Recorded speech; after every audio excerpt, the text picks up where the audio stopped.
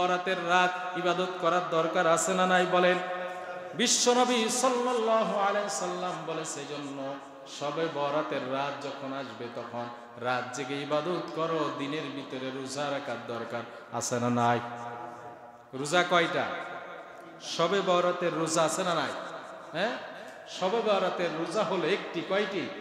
একটা রোজা। সবে বরাতের রোজা হইল একটা। আপনার আজকের আলোচনা মা বোনদের শোনা অত্যন্ত জরুরি ছিল, কিন্তু কাজ হলো না, কারেন্ট নাই, ঠিক কিনা কর?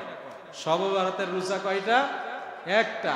বিশেষ করে আপনার 14ই যে আপনার শাবান রাত্রি ইবাদত করে পরের দিন রোজা রাখতে হবে, এইটা হচ্ছে ফজিলাত এবং এইটা রাখার কথা বিশ্বনবী বলেছে।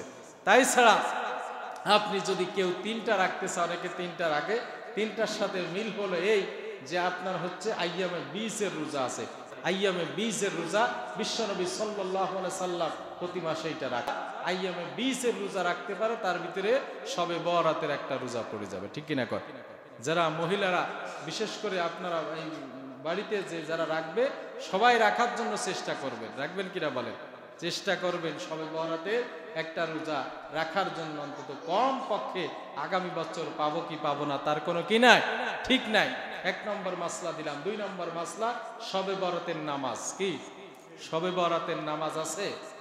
সবে বরাতের নির্দিষ্ট কোনো নামাজ নাই, কি নাই? নির্দিষ্ট কোনো নামাজ নাই, কিন্তু বিশ্বনবী সাল্লাল্লাহু আলাইহি সাল্লাম বলেছে এই রাতের মর্যাদা অনেক। বিশ্বনবী সাল্লাল্লাহু আলাইহি সাল্লাম বলেছেন যে এই রাতের মর্যাদা এত যে বিশ্বনবী সাল্লাল্লাহু আলাইহি সাল্লাম মা আয়েশা রাদিয়াল্লাহু তাআলা আনহার কাছে ঘুমিয়েছিলেন রাতে। আয়েশা উঠে দেখলেন বিশ্বনবী নাই। তিনি খুঁজতে বের হলেন যে বিশ্বনবী কোথায় গেল।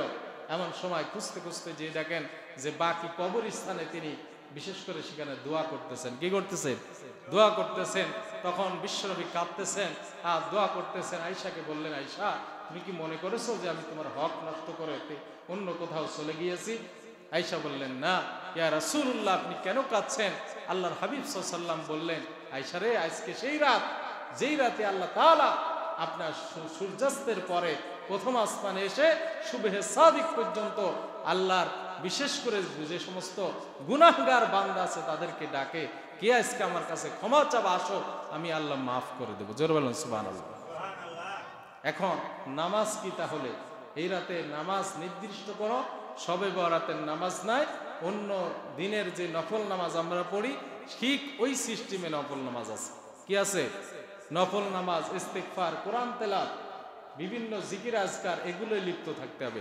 এগুলা করতে হবে নির্দিষ্ট করে 10 বার সূরা ইখলাস বা 3 বার সূরা ফাতিহা পড়া, এগুলো কোনো ভিত্তি, এগুলা করা যাবে না, ঠিক কিনা কর?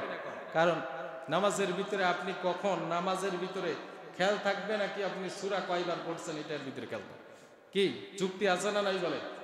যে লোক নামাজের ভিতরে হিসাব করবে যে আমি 100 বার সূরা ফাতিহা পড়বো, সে চিন্তা করবে কয়বার হইল নাকি এরকম হিসাব করবে না, 3 বার হইল নাকি 5 বার হইল, মনেই নেই। বিষয়টা এই জন্য নামাজের ভিতরে এই খেয়াল করা যাবে না। আল্লাহ রাসূল বলেছে তুমি যখন নামাজ পড়বা তখন মনে করবা আল্লাহ তোমাকে দেখছে সব। আর যদি সেটাও না মনে করতে পারো তাহলে মনে করবা আমি আল্লাহকে দেখছি। জোরে বলেন সুবহানাল্লাহ। এই জন্য নামাজের ভিতরে আপনার ওই সূরা 10 বার 5 বার পড়ার দরকার নাই। আপনি অন্য দিনে যেইভাবে নফল নামাজ পড়বেন ঠিক এই দিনে সেইভাবে নফল নামাজ আপনি পড়বেন, কোরআন তেলাওয়াত করবেন, ঠিক কিনা কোন? আরেকটা আমল দিয়ে যায়। কয়টা আমল দিলাম? একটা হলো রোজা, 2 নম্বর হলো নামাজ, 3 নম্বর হলো দোয়া করবেন। বিশেষ করে যারা মারা গেছে তাদের জন্য দোয়া করার দরকার আছে না নাই? আপনার পিতা আপনার কাছে দোয়া পাওয়ার হকদার আছে না নাই? কোনোদিন তো মনেও করেন না। যান জুম্মার দিন কবরের পাশে যান, ভোটের পরে আর হজ করে না। আব্বা মারা গেছে, মা মারা গেছে, 1 মাস 2 মাস হয়ে গেছে, আজ যায় না।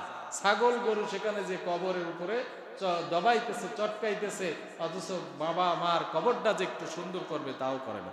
আছে না নাই বলে? অথচ বাবার অর্জিত গা ঘামানো পয়সা দ্বারা সম্পদ কিনে গেছে, সেই সম্পদ বসে বসে খান আপনি। আছে না নাই? সেখান থেকে বাবার নামে মসজিদে সপ্তাহে 10টা টাকা দেবেন, তাও পারেন না। আছে না নাই? কষ্ট লাগে খুব। এই জন্য মনে রাখবেন, আপনি যেমন কৃপণতা করেন, আপনি যেমন দিতে চান না, আপনার অর্জিত সম্পদ আপনি রেখে যাবেন, আপনার সন্তান আপনার মতো করবে, ঠিক কিনা কর? সেও আপনার নামে কিন্তু দেবে না। এই জন্য আপনি দেন, আপনি শিখিয়ে যান, আপনার সন্তানকে নামাজ পড়ে আপনার বাবার কবরে মায়ের কবরের পাশে দাঁড়িয়ে দোয়া করেন। মসজিদে 10টি করে টাকা নিয়ে আসেন, দেখবেন আপনার সন্তান দেখতে দেখতে ওই সিলসিলা ওই সন্তানও করে ফেলবে। সুবহানাল্লাহ। কি আপনার যুক্তি আছে না নাই বলেন? এই জন্য কি করবেন?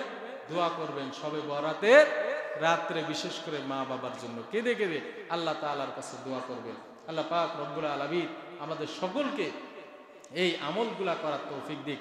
যারা মা বোনরা শুনতে পারেন নাই তাদেরকে আপনারা জানিয়ে দেবেন।